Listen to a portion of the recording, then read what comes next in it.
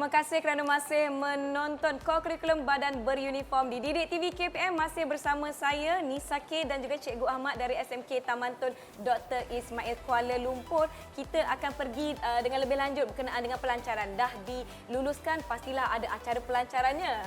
Nak minum TO, Cikgu? Unggun api kita tak hidupkan lagi.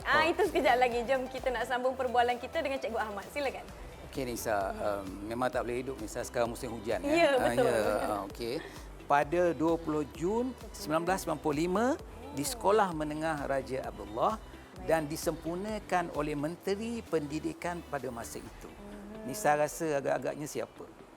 Menteri Pendidikan pada waktu itu 1995. Alamak, cikgu saya baru 4 tahun waktu 4 itu. tahun. Kecil lagi. Okey. Pada masa itu disempurnakan oleh Yang Berhormat Datuk Seri Najib bin Tun Razak. Ya.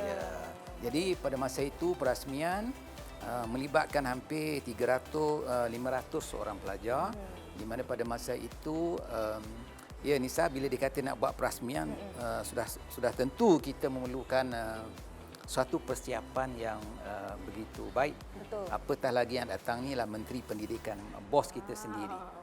Bos kita sendiri. Jadi pada masa itu Sekolah Raja Abdullah menjadi tuan rumah. Maka sekolah-sekolah yang dah beberapa buah sekolah yang aktif ini dilibatkan. Antaranya pada masa itu pelajar-pelajar, murid-murid dilibatkan untuk pembarisan kawalan kehormatan. Ya, dan saya ingat dalam kawalan kehormatan tu ada pelajar-pelajar kita yang hebat-hebat akan berbaris di situ, dan termasuk salah seorang alumni kita, Lah Ahmad. Ya, Ahmad? ya. Dia penyanyi tu, cikgu? Ya, itu juga. Saya bangga menjadi alumni. Wah, tiba. Beliau juga ada berbaris pada masa itu menyambut Datuk Seri Najib. Ya, pada masa itu dia tingkatan 4 kot lah.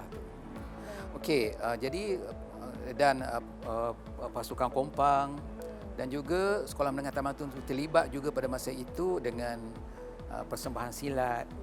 Memang meriah pada masa itu. Saya dapat bayangkan kemeriahannya. Ya, pada masa itu. Dan juga Sekolah Menengah Seri Titiwangsa, mereka membuat rempuh halangan.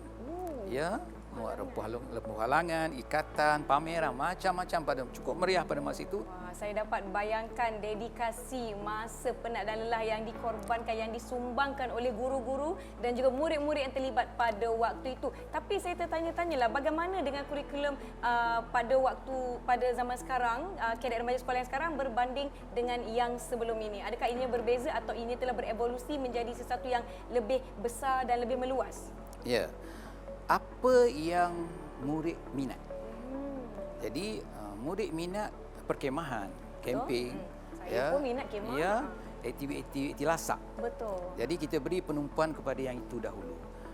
Kemudian setelah sahaja dirasmikan, maka di situlah bermulanya episod kami duduk berbincang dengan pegawai-pegawai, dengan guru-guru aktif untuk kami mengembangkan lagi kurikulum kadet remaja sekolah ini.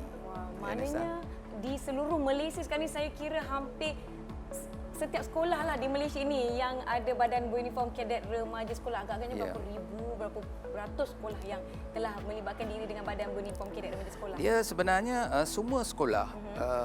Sekolah, kita ada satu surat perkeliling ikhtisas, iaitu di mana SPI 4 bilangan 4 1995, di mana perkeliling ikhtisas ini menyatakan berkenaan pelaksanaan KRS di semua sekolah-sekolah di seluruh Malaysia. Dan untuk pengetahuan Lisa juga, banyak aktiviti-aktiviti yang telah kami laksanakan pada masa itu.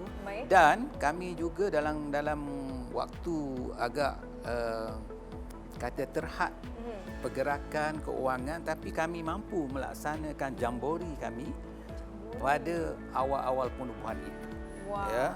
So, jambori yang pertama kami adakan di Sekolah Menengah Taman Tun Dr. Ismail. Dan jambori kita yang kedua iaitu kita ada di Camp Temple Park. Camp Templar Park di Ya. Rawang. Ya, di Rawang Rawang. Selangor. Ya. Bercakap mengenai aktiviti, teringat saya dulu cikgu saya selalu sertai aktiviti perkemahan, aktiviti kawat. Sebab tu saya gelap sikit cikgu. Dulu ke? saya putih macam dinding. Dan saya sertai pelbagai aktiviti. Abang saya pun ahli kadet remaja sekolah. Adik perempuan saya pun ahli kadet remaja sekolah. Baiklah, kita telah berbincang ataupun mengetahui serba sedikit tentang penubuhan pelancaran aktiviti kokurikulum di sekolah berkenaan dengan Badan Beruniform Kadet Remaja Sekolah. Kita rehat seketika, yang di rumah jangan ke mana-mana, kembali selepas ini di Didik TV KPM.